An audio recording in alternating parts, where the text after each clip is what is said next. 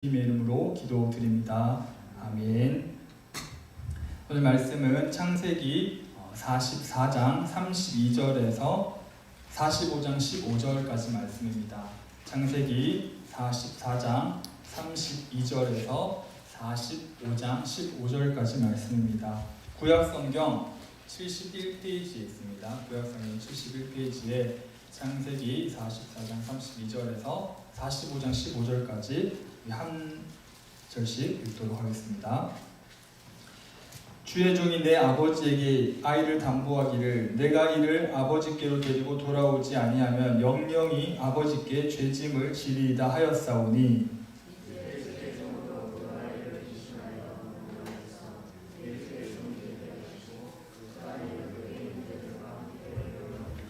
그 아이가 나와 함께 가지 아니하면 내가 어찌 내 아버지에게로 올라갈 수 있으리이까 두렵건대 제 해가 내 아버지에게 미침을 보리이다.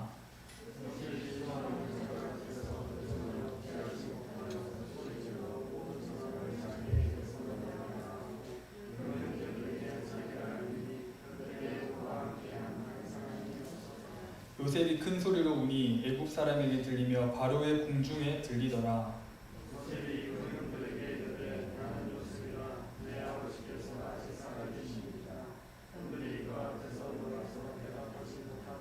요셉이 형들에게 이르되 내게로 가까이 오소서. 그들이 가까이 가니 이르되 나는 당신들의 아우 요셉이니 당신들이 애굽에 판 자라.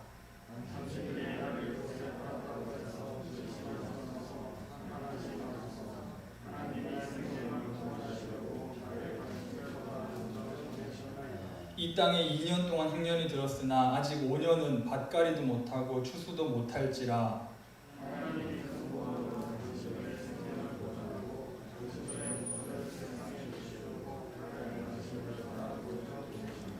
그런즉 나를 이리로 보낸 이는 당신들이 아니요 하나님이시라. 하나님이 나를 바로에게 아버지로 삼으시고 그 온 집의 주로 삼으시며 애굽 온 땅의 통치자로 삼으셨나이다.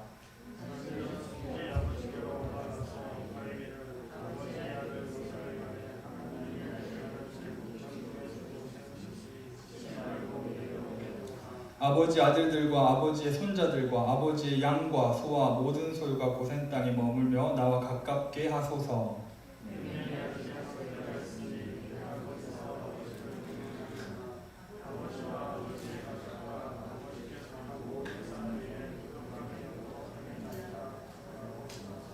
당신들의 눈과 내 아우 베냐민의 눈이 보는 바 당신들에게 이 말을 하는 것은 내 입이라.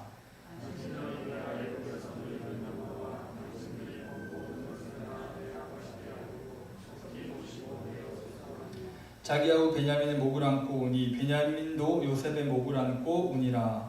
요셉이 또 형들과 입맞추며 안고 오니 형들이 그제서야 요셉과 말하니라. 아멘. 할렐루야.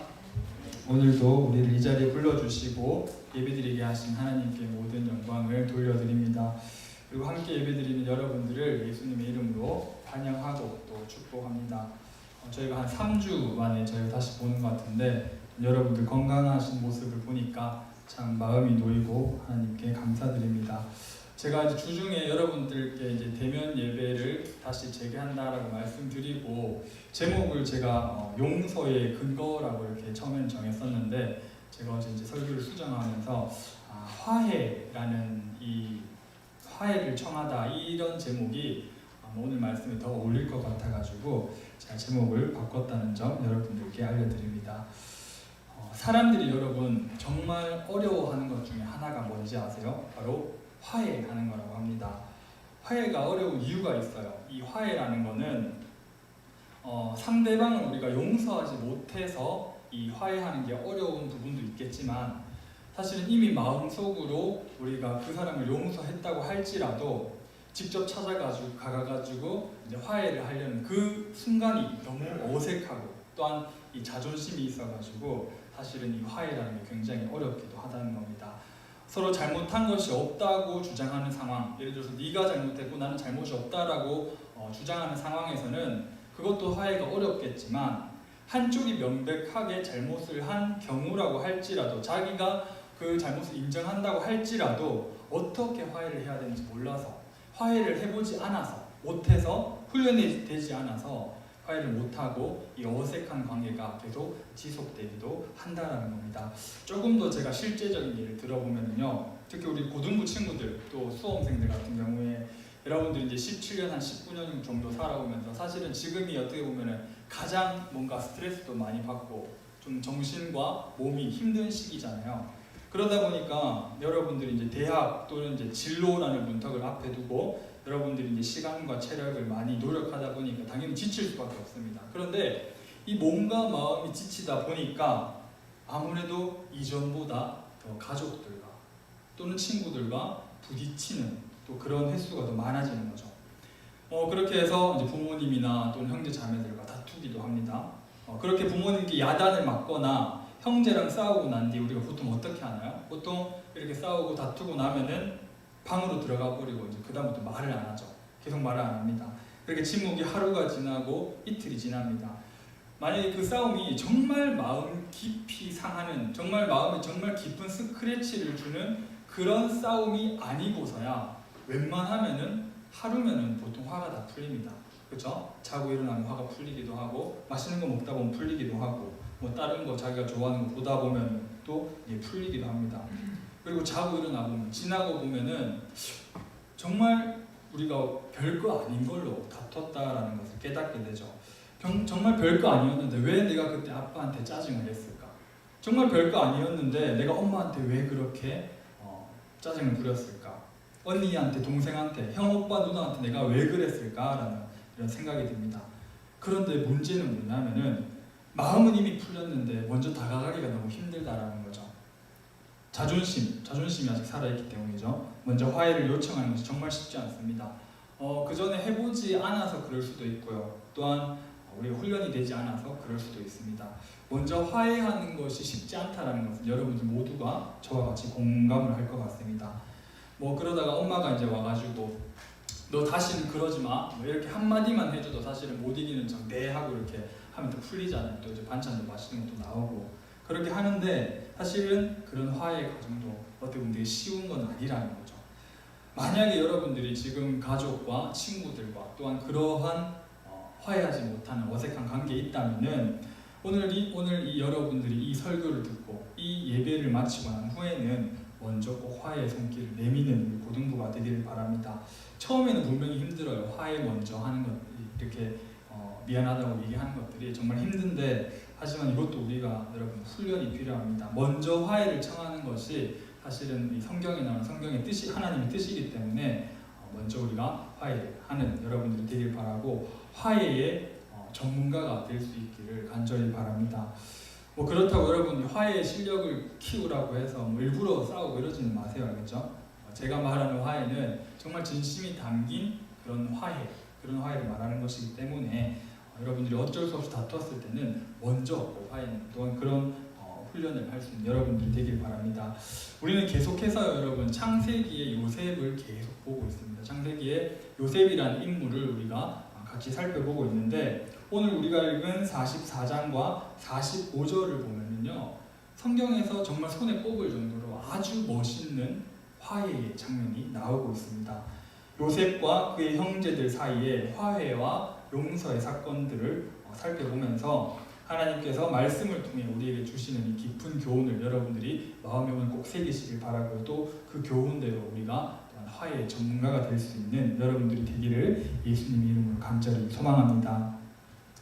요셉의 이야기를 잘 모르는 친구들을 위해서 제가 잠깐 그 배경부터 조금 먼저 설명을 하고 시작해 보려고 합니다. 요셉이 이제 애굽의 총리가 됐어요. 요셉이 애굽의 총리가 되어서 된 후에 이제 바로의 꿈이 실제로 이루어지죠. 풍년이 7년 지난 다음에 흉년이 애굽뿐만 아니라 애굽 주변 지역 모두에게 흉년이 듭니다. 심각한 흉년이 들어요. 그래서 요셉의 형제들도 가나안이라는 곳에 살다가 식량을 구하기 위해 애굽으로 찾아옵니다. 그렇게 애굽으로 찾아온 이 요셉의 형들을 요셉은 한 번에 알아보았습니다. 형제들은 이 요셉을 알아보지 못했어요. 왜 그러냐면은 이제 보통 여러분 이집트 영화 이런 거 보면은 이집트인들이 화장을 이렇게 짙게 하거나 아니면 이렇게 뭐 쓰고 있거나 복장이 아무튼 약간 특이한 복장이 있어요. 파라오 여러분들 한번 상상해 보시면 될 것 같은데 그런 복장을 하고 있었기 때문에 또 20년 동안 많이 성장을 했을 거기 때문에 형제들은 요셉을 알아보지 못했지만 요셉은 그들의 얼굴을 잊을 수가 없죠. 나를 팔아넘긴 형들. 20년 동안 정말 그 꿈에도 잊을 수 없는 얼굴들을 요셉은 한 번에 알아보았습니다. 요셉은요, 형들을 아주 곤란하게 만들 첫 번째 음모를 꾸밉니다. 아마도 형들을 아직 믿을 수 없기 때문이지 않았을까 생각을 해봅니다. 그 전에 요셉의 기억의 형들은요, 아버지를 무시하고 동생을 구박하고 잔인하고 이기적인 형들이 아직 기억에 남아있었기 때문에 지난 22년 동안 아마 어떻게 변했는지 보고 싶었을 것 같습니다. 그래서 갑자기 어떻게 하냐면요, 형들을 정탐꾼이라고 몰아세웁니다. 정탐꾼이라고 하면은 스파이라고 여러분들 생각하시면 될 텐데 스파이로 몰아서 이 애굽의 상황을 훔쳐보려고 온 너희들 정탐꾼이구나 하면서 이렇게 형들을 몰아세웁니다. 그 말을 들은 형들은 아니죠. 너무 억울하죠. 자기들은 그냥 순수하게 식량을 구하러 왔는데 스파이라고 이야기하니까 당황합니다. 그래서 자신들이 스파이가 아닌 근거를 이야기하면서 결백을 주장하죠.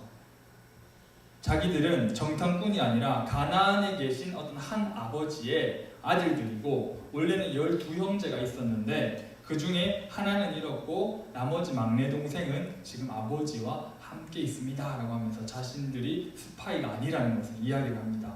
그래서 요셉이 말하죠. 좋다. 너희가 정탐꾼이 아님을 확인을 하려면은 방금 말한 막내 동생 가서 데리고 와라. 그러면은 내가 인정을 해주겠다라고 이렇게 이야기하죠. 그리고 동생을 데려올 때까지 너희 형제 중 한 사람을 인질로 잡아두겠다라고 이렇게 이야기를 합니다.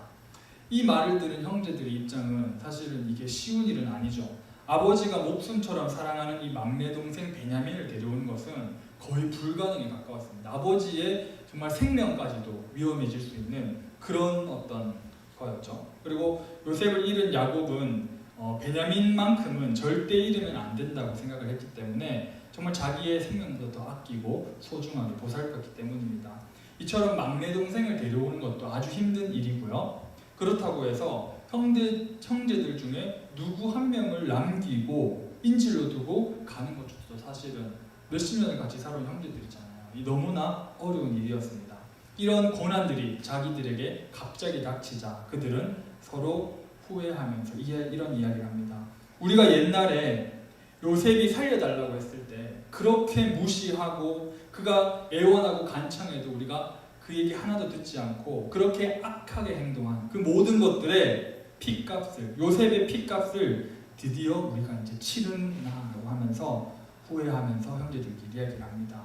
요셉은 이 모습을 보면서 밖으로 나가서 혼자 울죠. 그리고 다시 들어와서 형제들 중에 둘째 형 시므온만 남기고 나머지는 다 돌아가라고 이렇게 이야기를 합니다. 양식을 들고 이 아버지 야곱에게로 돌아온 형제들은요, 형제 시므온을 구하기 위해서 아버지를 설득해야만 했습니다. 막내 동생 베냐민도 위험에 처할 수 있었지만 사실은 그것 외에는 다른 방법이 없었거든요. 이미 식량은 다 떨어지고 또 구하러 애굽에 가야 되는데 베냐민을 데리고 오지 않으면은 허락하지 않겠다라고 요셉 그 애굽의 총리가 이야기를 했기 때문입니다. 그래서 결국에는 이 유다가 자신 아들들의 목숨을 담보로 하고 아버지 야곱을 설득하고 베냐민을 데리고 다시 애굽으로 들어갑니다. 그런데 이게 웬일입니까, 여러분? 이 약속을 지키고 돌아온 형제들에게 약속대로 시므온을 풀어주고요, 그들을 격하게 환영해줍니다. 애굽의 총리가 갑자기 집으로 초대해서요 최고의 식사를 대접하고 또한 돌아가서 먹을 식량까지도 아주 풍성하게 채워줍니다. 그들은 어리둥절했죠. 어리둥절할 수밖에 없었습니다. 저번에 왔을 때는 스파이라고 그렇게 몰아세워놓고는 갑자기 이번에 오니까 엄청난 환대를 해주는 거죠. 어리둥절했지만 일단 배를 채웠고 배가 고팠으니까 또 환대해 주는 것을 누가 싫어하겠습니까? 그렇죠? 그래서 편안하게 식사를 합니다. 이때 요셉의 두 번째 음모가 시작이 됩니다. 그들을 다시 집으로 돌려보내면서 식량을 채워서 돌려보내면서 막내 동생 그 식량 자루에다가 요셉의 은잔을 이렇게 숨기는 거죠. 숨겨둡니다. 근데 요셉이 왜 이런 음모를 꾸몄을까요? 왜 이런 모략을 세웠을까요? 요셉의 첫 번째 음모는요, 아까 그 정탐꾼이라고 몰아세웠던 첫 번째 음모는 아마 그들이 그동안 어떻게 변했는지, 또한 그들의 가운데 뉘우치는 마음이 있는지, 진심으로 회개하는 그 마음이 있는지 보기 위함이었다라고 얘기하면은, 이 두 번째 요셉이 세운 음모는요, 그들과 화해하기 위함이 아니었을까라는 그런 생각을 해봅니다. 첫 번째 음모에서는요, 형제들을 정탐꾼으로 몰았다면, 스파이로 몰았다면은 이번 두 번째는요, 베냐민을 도둑으로 몰아서 함정에 빠뜨렸습니다. 도둑으로 몰리니까 다시 요셉 앞으로 끌려오죠. 와서 얘기합니다. 형들에게, 아니 내가 그렇게 잘해줬는데, 너희는 어떻게 이렇게 선을 악으로 갚느냐고 이렇게 이야기를 하죠. 이때 유다가 네 번째 형이거든요. 유다가 아주 의미심장한 말을 이야기합니다. 창세기 44장 16절 말씀입니다. 한 장 넘겨주세요. 유다가 말하되 우리가 내 주께 무슨 말을 하오리이까? 무슨 설명을 하오리이까? 우리가 어떻게 우리의 정직함을 나타내리이까? 하나님이 종들의 죄악을 찾아내셨으니 우리와 이 잔이 발견된 자가 다 주의 노예가 되겠나이다. 이렇게 고백을 합니다. 유다의 이야기가 이거죠. 우리는 도둑질하지 않았습니다. 우리는 결백합니다. 그러나 하나님께서 우리의 죄악을 찾아내셨으니 우리는 모두 당신의 종이 되겠습니다. 이렇게 유다가 고백을 하죠. 은잔을 훔친 것은 당연히 하지 않았으니까 결백하지만 하나님께 우리들이 범했던 그 죄악, 그때 그 일이죠. 살려달라고 예언하는 동생 요셉을 팔아버렸던 그 죄를 지금 유다가 고백을 하고 있는 겁니다. 그리고 그 일에 대해서 죄값을 치르고자 하는 겁니다. 형제들은 완전히 달라졌고요. 또한 유다는 더욱더 달라졌습니다. 그들의 고백은요, 애굽 총리에게 하는 회개가 아니었습니다. 자신들이 과거에 저질렀던 그 죄악을 하나님께 회개하고 뉘우치고 있는 그런 장면이라는 겁니다. 마음 깊이 묻어두고 있던 그 죄값을 이제는 치르겠다고 하나님께 진실되게 고백하고 있는 겁니다. 요셉은요, 죄를 지었으니까, 너희 막내 동생이 죄를 지었으니까 그 막내 동생만 남겨두고 너희는 다시 돌아가라 라고 이렇게 이야기를 하죠. 그러자 유다가 다음과 같이 또 말합니다. 한 장만 넘겨주세요. 창세기 44장 33절 말씀. 이제 주의 종으로, 이 주의 종이라는 것은 유다 자신을 얘기합니다. 나를, 이 아이를, 그 베냐민을 대신해서 머물러 있어 내 주의 종이 되게 하시고 그 아이는, 그 베냐민은 형제들과 함께 을려 보내소서라고 이렇게 유다가 고백을 하고 있다는 거죠. 요셉에게 말하는, 요셉에게 간청하는 이 유다의 이 간청이 너무나 애절합니다. 자기가 대신 죽을 테니까, 내 목숨을 내놓을 테니까 다른 형제들을 살려달라고 이렇게 얘기를 하는 거죠. 예전에 요셉이 구덩이에 빠졌을 때 이 유다가 어떻게 했냐면요, 다른 형제들에게 이 요셉의 몸값을 받고 종으로 팔자라고 그렇게 설득했던 유다였습니다. 근데 오늘 어떻게 나타나고 있나요? 그 몸값을 내가 대신 질 테니까 우리 형제들은 종으로 삼지 말아달라고 이렇게 고백하는 거죠. 완전 반대가 되었죠. 요셉을 팔아서 몸값을 종으로 하자고 했던 그 유다가 오늘 이 자리에 와서 진심으로 회개하면서 내가 그 몸값이 될 테니까 우리 형제들은 살려주세요 이렇게 고백을 하고 있는 겁니다. 이제는 예전에 동생을 팔아넘겼던 그 유다의 모습이 아닙니다. 철저히 회개하고 완전히 변화된 그런 모습을 보여주고 있죠. 그 모습을 본 요셉이 이제 감정을 주체하지 못합니다. 눈물을 참지 못해요. 그것이 오늘 우리가 본 말씀이거든요. 요셉은 처음에 형제들이 진심으로 뉘우치고 있는지, 정말 이 사람들이 변했는지 알고 싶었습니다. 그래서 요셉은 형제들 중에 누군가를 고난당하게 함으로써 형들에게 화해를 시도했다는 겁니다. 형제들이 겪는 고통은요, 사실은 요셉이 그 몇십 년 동안 겪어온 고통에 비하면 사실 아무것도 아니었습니다. 하지만 그것을 통하여서 요셉은 이 형들의 변화된 모습을 알고 싶었다는 거죠. 자신의 목숨까지도 희생하려는 그 유다 형을 보면서 그들이 진심으로 뉘우치고 있다는 것을 알게 되었고, 오늘 우리가 읽은 말씀처럼 결국 감정을 억제하지 못하고 큰 소리로 울면서 형들에게 내가 요셉입니다, 제가 형들의 아우 요셉입니다 라고 이렇게 밝히고 있다는 거죠. 그러면서 화해를 청하고 있습니다. 이러한 요셉의 화해는요, 우리에게 깊은 감동을 주고요, 또한 그 감동과 함께 성경의 아주 중요한 메시지를 우리에게 전달하고 있습니다. 만약에 한번 생각해 보세요. 만약에 형들이 애굽의 총리가 요셉이라는 것을 먼저 알았어요. 알게 되어서 우리 중에 한 명이 갇힐 때니까, 우리 형제들 중에 한 명이 갇힐 때니까 우리 22년 전에 그 죄를 용서해달라고 형들이 먼저 요셉에게 화해를 요청했다면, 사실 오늘 우리가 읽은 이 그림은 분위기는 어땠을까요? 저는 만약에 그랬다라고 하면은 사실은 개인적으로 좀 눈살이 찌푸려질 것 같습니다. 진실된 화해처럼 느껴지지도 않을 것 같고요. 그리고 잘못한 입장에서 당당하게 화해를 하자라고 이렇게 요구를 한다면은 어떻게 보면 약간 밉상처럼 보이기도 하죠. 어떻게 가벼운, 좀 약간 천박한 그런 화해처럼 보이기도 합니다. 그러나 중요한 것은 여러분, 형들이 요셉에게 먼저 청한 화해가 아니라 정말 너무나 힘든 고난의 시간을 지나온 아무 죄 없는 그런 요셉이 형들에게 먼저 화해를 청했다라는 것에 아주 큰 중요한 메시지가 있다라는 거죠. 하나님을 우리가 더 이상 주인이라고, 주님이라고, 아버지라고 부르기를 거절하고 집을 떠난 인간들과요, 하나님은 먼저 화해하기를 원하십니다. 그들이 정말 죄를 뉘우치고 회개하고 돌아온다면 하나님께서는 인간들을 용서해 주기를 원하십니다. 그러나 그 용서가요, 그냥 없던 것으로 하자 하면서 퉁 치면 되는 게 아니라는 거죠. 죄가 있다면 그 죄는 분명히 누군가가 죄값을 치러야 합니다. 그런데 하나님과 인간을 갈라놓은 그 죄는요, 우리가 그냥 도덕적으로 윤리적으로 조금 착하게 산다고 해결되는 죄도 아니고요, 교회에서 열심히 봉사한다고 내가 사는 삶을 열심히 산다고 해서 이것이 갚아지는 그런 값도 아니었습니다. 인간은 그 죄값을 치를 만한 능력이 전혀 없다라는 거죠.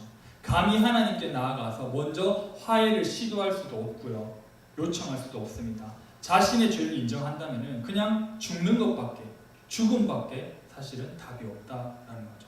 그런데 하나님께서는 우리에게 너무나 놀라운 화해를 요청하고 계십니다. 그 화해는 인간의 생각으로 감히 생각도 상상도 할 수 없는 그런 화해입니다. 그것은 바로 인간의 죄값을 아무 죄가 없는 바로 독생자 예수 그리스도에게 그 죄값을 치르게 하신 것입니다. 하나님은요, 우리랑 화해하시기 위해서 자신의 하나뿐인 아들을 십자가에 달려 죽게 하셨습니다. 그리고 우리에게 이렇게 말씀하시는 거죠. 영광아, 너의 죄값을 내 아들을 통해 다 치렀단다. 그러니까 이제 화해하자. 내가 다시 너와 함께 있고 싶구나 라고 이렇게 우리에게 이야기하고 계시는 겁니다.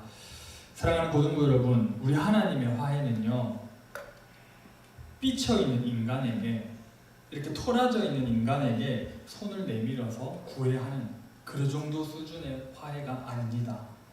하나님께서는요, 뭐가 필요한 분이 아니세요. 하나님께서는 스스로 모든 것을 만족하실 수 있는 분이시기 때문에 우리 인간들에게 무언가가 필요해서 우리에게 화해를 요청하고 계신 것이 아니라는 겁니다. 또한 인간에게, 우리들에게 무슨 자격이나 조건이 있어서 그것 때문에 화해를 요청하시는 것도 아닙니다. 하나님의 화해는요, 전적으로 하나님의 사랑으로 이루어지는 화해입니다. 하나님의 전적인 자비고요, 하나님의 전적인 은혜고요, 하나님의 전적인 긍휼입니다. 그것으로 통해서 베푸시는 화해라는 거죠. 그것을 여러분이 꼭 기억하셔야 됩니다. 그렇다면요, 우리가 이 하나님의 화해에 과연 어떻게 반응을 해야 하는 걸까요? 우리 다시 요셉 이야기로 잠깐 돌아가 보겠습니다. 형들은요, 애굽의 총리가 요셉이라는 것을 알고는 두려워서 벌벌 떱니다. 감히 먼저 화해를 청할 수도 없죠. 그 상황이 너무나 놀랍기 때문입니다. 성경은 이 장면을 어떻게 표현하고 있는지 우리 한번 볼까요? 45장 15절, 우리가 오늘 제일 마지막에 읽은 말씀인데, 요셉이 또 형들과 입맞추며 안고 오니 형들이 그제서야 요셉과 말하니라. 그제서야 요셉과 말하니라. 두려워서 떨고 있다가 중간중간에 보면 그런 말씀들이 나와요. 있다가 그제서야 요셉과 말하니라 라고 이렇게 이야기를 합니다. 요셉은 내가 당신들의 아우 요셉입니다 라고 밝혔지만 형들은 너무나 두렵고 떨려서 말을 못합니다. 진짜냐고 물어보지도 못합니다. 왜냐하면 이게 너무나 말도 안 되고 두려운 상황이거든요. 요셉과 입 맞추고 울고 말하는 이 장면은 요셉이 화해를 청하니까 형들이 어쩔 수 없이 당연한 듯이 받아들이고 있는 그런 화해하는 장면이 절대 아닙니다. 용서받을 길이 없어서 화해를 감히 청할 수가 없어서 아니 화해의 요청 그 자체를 믿을 수가 없어서 그저 두려움에 떨고 있던 그런 형들이었습니다. 그런 형들에게 요셉이 화해의 손을 내미니까 그들은 그저 고개를 떨구고 두렵고 미안한 마음으로 그 사랑을 겸손하게 받아들이고 있다는 거죠. 사실 우리도 여러분 그렇잖아요. 우리가 정말 미안하고 정말 죄송하면은 우리 아무 말도 못하잖아요. 아무 말도 못하고 그냥 눈물만 흘릴 뿐이잖아요. 그것처럼 아무것도 못하고 그저 감사한 마음으로 아무 공로 없는 마음으로 겸손하고 겸허하게 그 화해의 손길을 형들이 받아들이고 있다는 거죠. 여기까지가 우리의 인생이 요셉이 살아온 자기의 인생이 모든 것이 하나님의 섭리고 인도하심이었고 우리 가족들을 구원하시기 위해서 나를 이곳에 먼저 보내셨다라는 그 하나님의 섭리에 대한 요셉의 고백을 듣고 형들이 그 고백을 믿고 하나님의 사랑에 감격하는 장면이라는 겁니다. 하나님께서 베푸시는 우리에게 베푸시는 화해도요. 화해에 대한 반응도 우리는 이와 같이 반응을 해야 합니다. 하나님께서 우리에게 베푸시는 화해 초청 앞에 우리는 사실 아무것도 내세울 게 없습니다. 내놓을 것도 없습니다. 감히 우리의 공로를 내놓고 하나님과 홍정할 수 없습니다. 그런데 우리가 여러분 거절할 수는 있어요. 그렇기에 유다처럼 자신의 죄를 진심으로 회개하는 마음으로 뉘우치고 겸손하게 믿음으로 하나님께서 내미는 그 화해의 손을 우리가 붙잡지 않는다면은 사실은 화해라는 것은 불가능해집니다. 아무리 하나님께서요 아들을 십자가에 못 박혀 돌아가게 하시고 화해를 청하셔도 우리가 그 하나님 사랑 독생자 예수 그리스도를 보낸 그 사랑을 우리가 믿지 않는다면 우리가 받아들이지 않는다면 참된 회개로 우리가 용서를 구하지 않는다면 화해는 가능하지 않습니다. 여러분. 요셉은 형들을 다 용서했습니다. 하나님께서 자신의 백성을 구하기 위해 나를 먼저 애국으로 보낸 것이니 형들이 내게 한 일을 두려워하지 말라고 내가 형들과 형들의 자녀까지도 다 보살피겠노라고 목을 껴안고 입을 맞추며 울었습니다. 그런데 여러분 만약에 형제들이 그 화해를 받아들이지 않았다면 받아들였다면 형제들이 그 요셉의 화해를 받아들였다라고 하면은 요셉이랑 똑같이 같이 입을 맞추고 껴안고 우는 게 정상입니다. 그런데 그 형제들이요 만약에 이 요셉이 도대체 왜 이러는 걸까 라고 하면서 만약에 밋밋하게 반응했다는 건 어떨까요 여러분? 22년 동안 그 묵어뒀던 그 죄와 상처의 문제를 이제 드디어 해결하려고 하는데 마치 그 화해의 손길이 별로 대단한 것이 아닌 것처럼 그렇게 반응했다라고 하면은 과연 어땠을까요 여러분?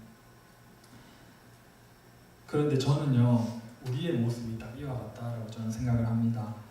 하나님과 상관없다고 그분을 떠나 살아가고 있는 우리를요 불쌍히 여기시고 사랑하시고 우리랑 화해하시려고 독생자 아들 예수님까지 보내주셨습니다. 우리를 끌어안으시고 내 아들아 내 딸아 이렇게 항상 부르십니다. 그렇게 부르시는데 우리는 어떻게 하죠 여러분? 시큰둥합니다. 밋밋합니다. 여전히 다른 곳에 마음이 가 있습니다. 우리와 화해하려 하시는 하나님 앞에서 여전히 우리는 망설이고 있습니다. 내게 당장 주어진 일들이 너무나 힘들어서 내게 당장 주어진 일들이 너무 재밌어서 하나님과 동행하는 삶이 너무 버거워서 자꾸 우리는 하나님의 주의만 맴돌려 하고 있습니다. 죽음의 절망 앞에 있는 우리 인간들의 궁극적인 문제를 해결해 주시겠다고 하시는데도 우리는 자기 핑계들로 변명거리만 만들고 있습니다. 사랑하는 고등부 여러분, 학업 중요합니다. 학업 너무나 중요하고요. 대학교도 너무나 중요합니다.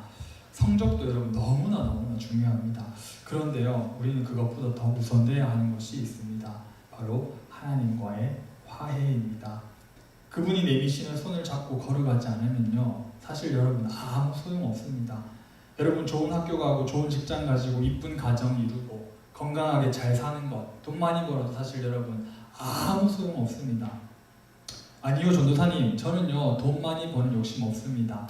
평범하게 살 거고요, 소소하게 살 겁니다. 좋은 학교 안 가도 되고요, 욕심 없습니다. 적당하게 평범하게 저는 소소하게 살고 싶습니다. 좋습니다 여러분. 그런데요, 그 평범한 삶, 그 소소한 삶, 그냥 일반적인 삶조차도 예수 그리스도가 없다면, 하나님이 계시지 않는다면요 아무 소용 없다는 이야기입니다. 사랑하는 고등부 여러분, 우리 하나님께서 내미시는 화해의 손길을 두렵고 떨리는 마음으로 붙잡으시기를 간절히 바랍니다. 그렇게 되면 여러분 뭐가 처음부터 가능해지냐면은 바로 여러분들과 이렇게 싸웠던, 다투었던, 또한 마음이 상해 있던 그런 사람들과 가족들과 친구들과 화해를 할 수 있게 됩니다.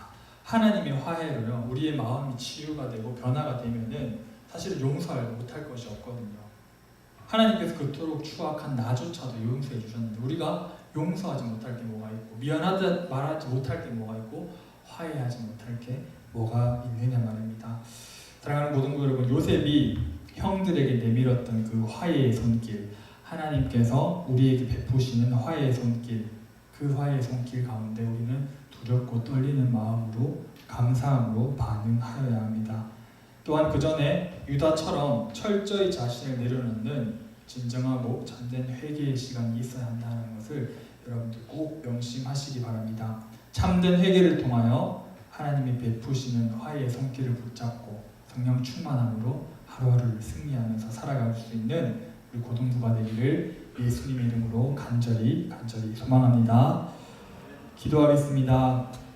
사랑과 은혜가 풍성하신 하나님 아버지, 요셉이 형들에게 내밀었던 그 화해의 손길을 기억